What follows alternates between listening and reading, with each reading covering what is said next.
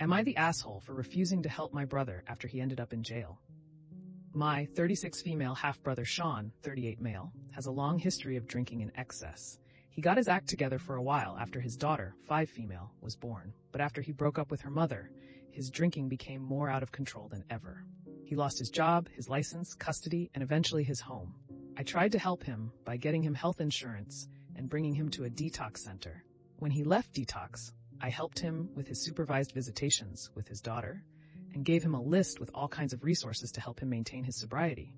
Unfortunately, he did not take advantage of any of them, and he lost his visitation privileges shortly thereafter. I then got him into a 90-day rehab facility and told him that was the last time I was going to help him. He still had his list of resources for when he got out.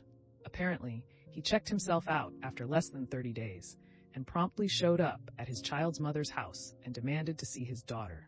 She refused, so he decided to drink a fifth of vodka and drive, literally like that Eminem song, Stan, with no license, no insurance, an expired inspection sticker, and then attempted to resist arrest when he, of course, got pulled over. He called me from jail the other day and asked me to bail him out, let him stay with me, and help him set up visitation with his daughter again at my house. I told him I'm not doing any of the above and not to call me again until he starts doing right by himself and his daughter. My husband supports me 100% and says that if I did help him, I'd just be enabling him. But Sean's mother called me sobbing and said that it's not being able to see his daughter that is causing him to make such poor life choices and begged me to reconsider. I told her that I'm sorry, but I don't see it that way. He lost the right to see his daughter because he was already making poor life choices. She said that she never knew me to be so heartless and hung up on me. Am I the asshole? Absolutely not the asshole. The baby mama is delusional. You would be enabling him if you bail him out. You're actually doing right by him and his daughter. Not the asshole. You can only help someone who's unwilling to do the work involved for so long. And it sounds like you've hit that point. Hopefully this will be a wake-up call for him. Hopefully. Not the asshole. You have already done enough. He is not prepared to help himself. Would I be the asshole if I rescinded my offer to pay for a friend's birthday dinner after they picked somewhere I can't eat? My friend Luke is turning 40, and I offered to pay for him and a group of our friends to have dinner anywhere Luke wanted. Luke knows I've been vegan since my 20s, and it's never been an issue before.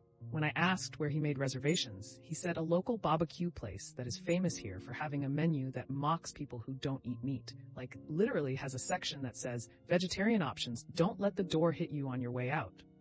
I asked what he expected me to eat, and he got huffy and said, well, it's his birthday, so it shouldn't matter. I should eat before getting there, and just order drinks while everyone else eats dinner, and still enjoy everyone's company, etc. This sounds miserable to me.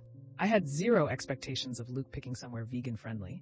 Hell, I expected him to pick a steakhouse, and I would have been fine with a salad and some sides. I didn't expect him to choose somewhere that prides themselves on meat being in every single dish on the menu. I want to tell him never mind and buy him a traditional birthday gift instead, but feel like a massive asshole for taking back my offer. I don't know what to do, Vetch. Edited to add, this is a group of 9, so I'm also feeling miffed about spending $300 plus on a meal I can't eat. Second edit, the exact text I sent said this. Hey, I want to take you and the friend fam out to dinner for your birthday. Make a reservation somewhere and let me know. But the other guy way more than you. Your only failing here is saying you can't eat there. You can, but you'd rather not.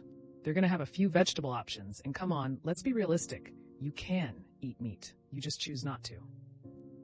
Not the asshole.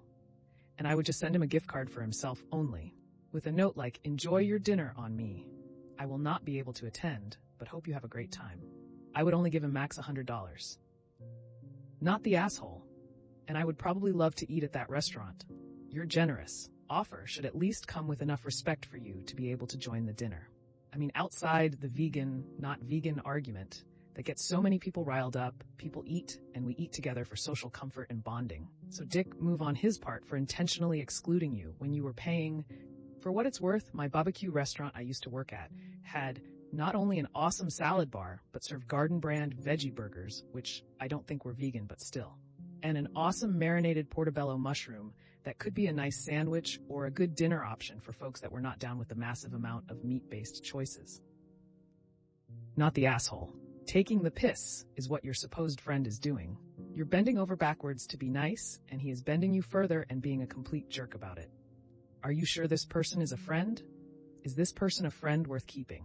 I would take a good look at the supposed friendship and consider finding some better ones that will have appreciation and consideration for you.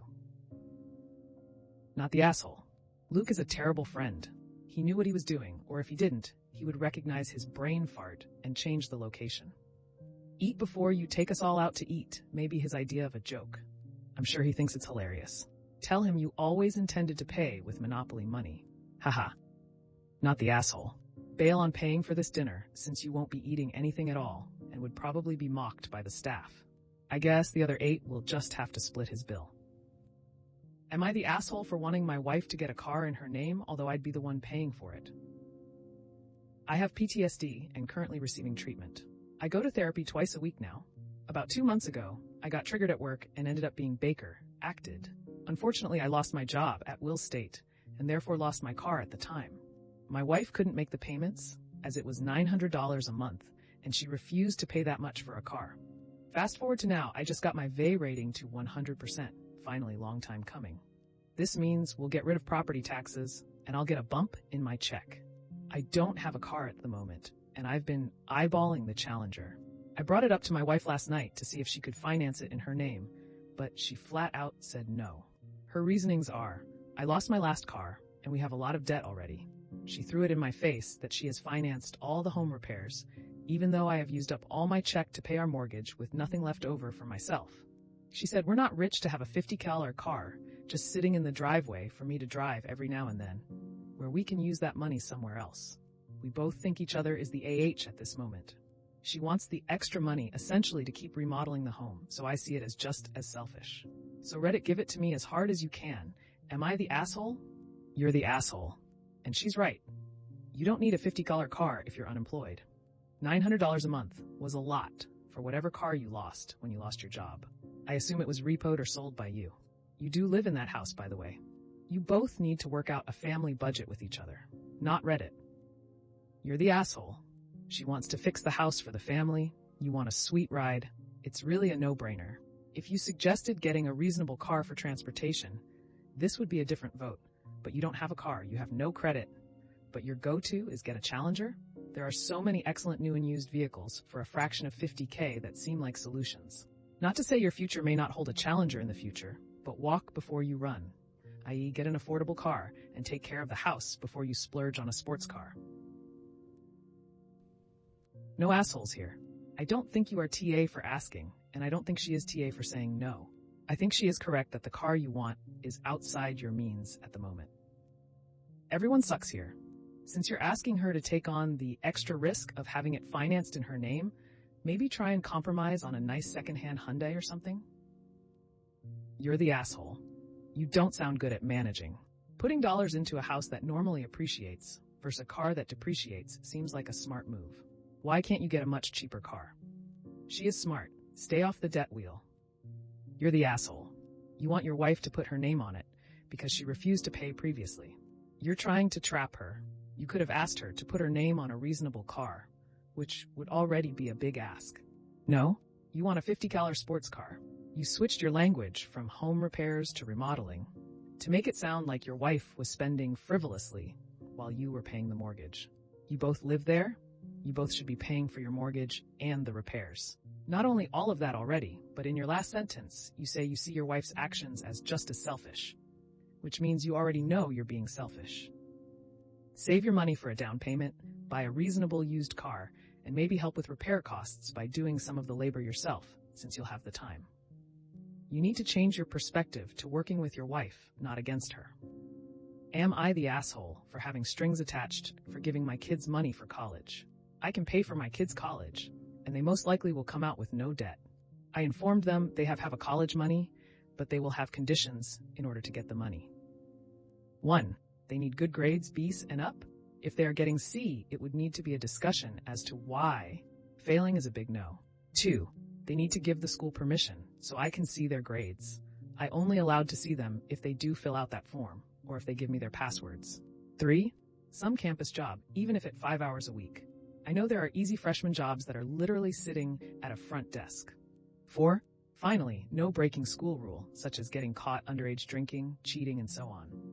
I informed my daughter of these rules for when she goes to college next fall. She called me a dick, and we got into an argument.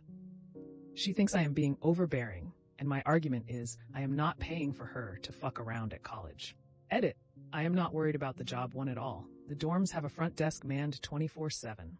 It was one of the highlights of the college, along with the many other opportunities to work. She can apply for the work-study BO for the semester even starts. If it takes her to the next semester, not a big deal, but overall, she will need to get one. Not the asshole. I would suggest making the job requirement start second semester of freshman year. I've had a job since I was 16, except for my first semester of college. That semester was hard enough due to the dramatic increase in school workload. Your rules seem reasonable. You might simply demand to see their report card for the recent semester before paying for the next. That might be treating them more as the adults they'll be. The grades become solely their responsibility, and you can still cut support if they fail a class. Not the asshole, by a long shot. I would have killed for this opportunity. Instead, I had multiple jobs that cost me my chances of a higher GPA, and now that I'm applying to get my master's, it's further hindering my ability to advance my education. My parents felt that the only way I would be responsible and appreciate my education is for me to struggle through my degree. What doesn't kill you makes you stronger, right? LOL. My husband, on the other hand, had this similar opportunity, including any scholarships he was awarded, went to his parents for paying tuition, residence, etc., and they would match that in a savings for him for when he was done school. So he actually saved money while going to school. It was an incredible boost for us to be able to start our life with savings and my minimal debt. Your daughter and young, and to a 17-18 YO, it may seem unfair, but in the future, she will be beyond grateful, as this is such a privilege to have it as an option. Not the asshole. If you want to have a good time at college, you can do it on your own dime. Your daughter is spoiled if she called you a dick. They need good grades, B's and up. If they are getting C, it would need to be a discussion as to why. Failing is a big no. Okay, this one is reasonable to an extent. A C is still passing, and it could be they are in a class that got a lot harder than they thought it would. They need to give the school permission so I can see their grades. I only allowed to see them if they do fill out that form or if they give me their passwords. Sorry, but a lot of times teachers won't allow this. Just ask for an update each week with a screenshot of the grades. Has to show a date stamp. Some campus job, even if it's 5 hours a week.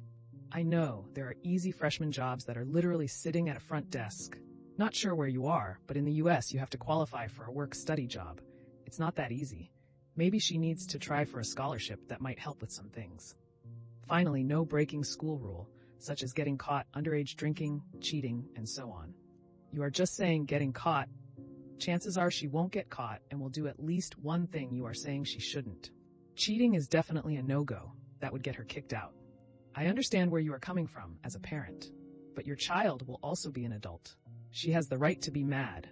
It sounds like you don't trust her at all. Soft, you're the asshole. Mainly because you are making your daughter feel less than what she is. WIBTA. Just because you don't understand college jobs, don't hire anyone who doesn't qualify for work-study. No assholes here. I think these rules are pretty dumb except for the job one, and I can see why your kid called you a dick about it. You would be an asshole for enforcing most of them. Number 2 is definitely over the line, and number 4 is unrealistic. Paying for kids' education is truly commendable, but the way you're presenting these rules comes off as you expecting your kids to get C's, lie to you about their grades, and break rules. You're going to have to let them make their own mistakes at some point in life. And instead of punishing them when mistakes happen, you might try finding a way to show them you trust them and don't expect the worst from them. Well, that's another episode of Am I the Asshole in the books. I really appreciate all of you who made it this far into the video. Of course, if you enjoyed this video, it would really help the channel out a lot if you gave the video a thumbs up, subscribe, or leave a comment down below. I hope that you enjoyed it, and I'll see you next time.